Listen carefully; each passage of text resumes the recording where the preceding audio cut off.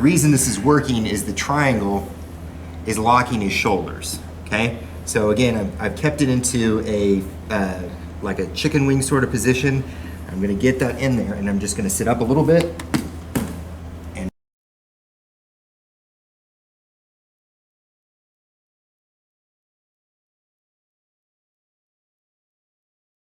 opening them up, coming through, posting on the head, and then hooking with my foot where his far arm is. That gives me a little anchor.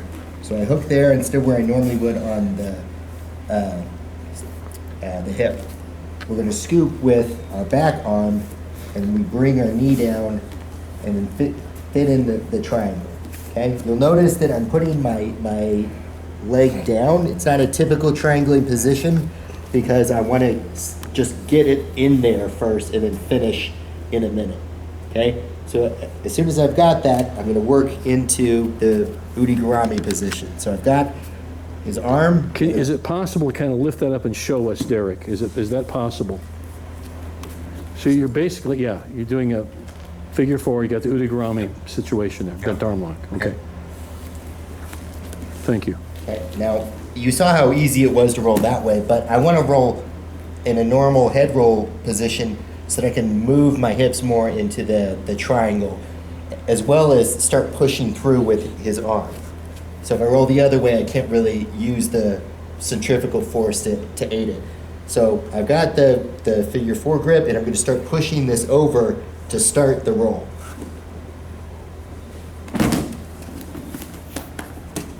And you can see by the time we get here, if I wasn't doing this with my legs, like this would not be viable, okay? The reason this is working is the triangle is locking his shoulders, okay? So again, I've kept it into a, like a chicken wing sort of position.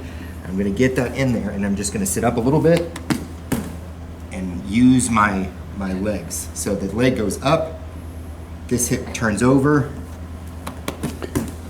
Whew. You're absolutely right, Derek, because that udigarami is dependent on your triangle, on your Sankaku. Yep. They work together to create more torque in your arm lock. You're basically locking his shoulder in place so that he's not able to do that. You can see how I kind of like bend forward, allow my shoulder to wiggle. If it's locked in place, basically it's just going to go like that and you're going to get it. You only need a couple inches. While he's flexing that around, it tightens up all of that collar leg lock. This forces his head into that choking position as he drives it. It's pretty unpleasant. Yeah. So you're getting a little bit of everything here.